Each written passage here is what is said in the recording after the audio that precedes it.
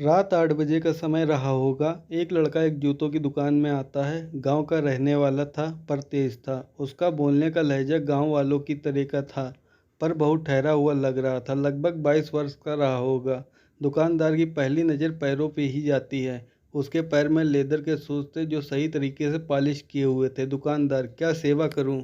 लड़का, मेरी माँ के लिए चप्पल चाहिए किंतु टिकाऊ होनी चाहिए। दुकानदार, वे आई हैं क्या? उनके पैर का नाप। लड़के ने अपना बटुआ बाहर निकाला, 4 बार फोल्ड किया एक कागज जिस पर पेन से आउटलाइन बनाई दोनों पैरों की। दुकानदार, अरे मुझे तो नाप के लिए नंबर चाहिए था। वह लड़का ऐसा बोला मानो कोई बांध फूट गया हो।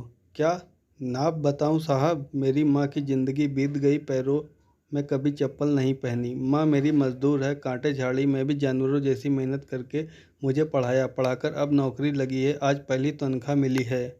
दिवाली पर घर जा रहा हूँ तो सोचा माँ के लिए क्या ले जाऊँ, तो मन में आया कि अपनी पहली तनख्वाह से माँ के लिए चप्पल लेकर जाऊँ। दुकानदार ने अच्छी टिकाऊ चप्पल दिखाई जिसकी 800 रुपये कीमत थी। चलेगी क्या? वह उसके लिए तैयार था। दुकानदार ने सहज ही पूछ लिया कि कितनी तनख्वाह है तेरी? अभी तो 12,000, रहना खाना मिलाकर 7-8 हज़ार खर्च हो जाएंगे यहाँ, और 3,000 माँ के लिए। अरे फिर 800 रुपये कहीं ज़्यादा तो नहीं? तो बात बीच में ही काटते हुए वह बोला, नहीं कुछ नहीं होता। दुकानदार ने बॉक्स पैक कर दिया। उसने पैसे दिए। खुशी खुशी वह बाहर निकला। चप्पल जैसी चीज़ कि कोई किसी को इतनी महंगी भेंट नहीं दे सकता। इधर दुकानदार ने उसे कहा, थोड़ा रुको। दुकानदार ने एक और बॉक्स उसके हाथ में दे दिया। यह चप्पल माँ को तेरे इस भाई की ओर से गिफ्ट। माँ से कहना कि पहली खराब हो जाए तो दूसरी पहन लेना, नंगे पैर नहीं घूमना, और इसे लेने से मना मत करना। दुकानदार और लड़के की आंख भर आई। दुकानदार ने पूछा, क्या नाम है तेरी माँ का? लक्ष्मी, उसने उत्तर दिया। दुकानदार ने एकदम से दूसरी मांग करते हुए कहा, उन्हें मेरा प्रणाम कहना, और क्या मुझे एक चीज़ दोगे? वह पेपर जिस पर तुमने पैरों की आउटलाइन बनाई थी, वही पेपर मुझे चाहिए।